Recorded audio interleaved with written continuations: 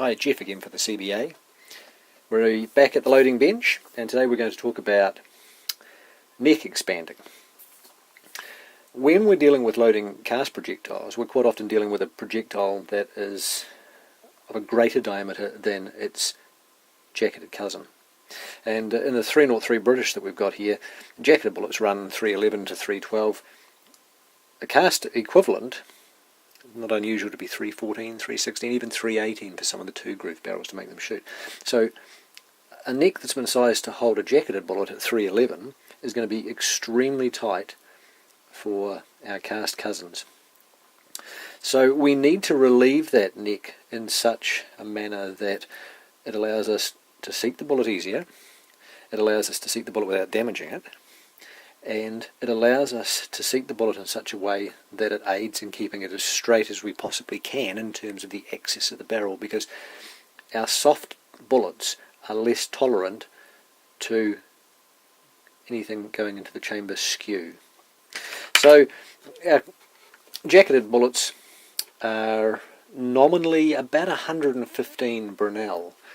Wheel weight is about 10 Brinell these days, that's what I'm measuring. So the jacketed bullet is something like 11 times stronger than our cast bullet. So we can start to see now why we need to be really careful with them. So here we've got a little expander die that's actually for a 32 ACP, but it works well with the 303 British. And inside it's got something that looks very similar to this. This is out of the 310 Cadet. So we've got a nice rounded base here that fits easily into the case mouth. And then we've got the expander here, nominal diameter, and then a relief, and then down to the cone here, which puts a little flare on the mouth, which really helps us to start the bullet. And we run the case up onto that, back out again, and it's all done. So we'll do that with our 303 British, because at the moment our cast bullet doesn't really want to go anywhere near it. So we run it up into the die, it's all set, bring it out, cast bullet, just like that. And that allows us to put it in, get it square, get it started without damaging it.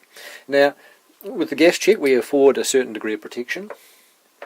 Where it's really important is when we've got plain-based bullets like this little Lyman 311 008, because if we gark up the edge of this bullet as we're loading it, that's where we're going to end up with accuracy problems, because it's the steering end of the bullet is at the back.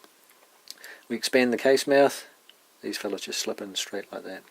So we're not damaging them, we're keeping them square, and it's nice and easy to load.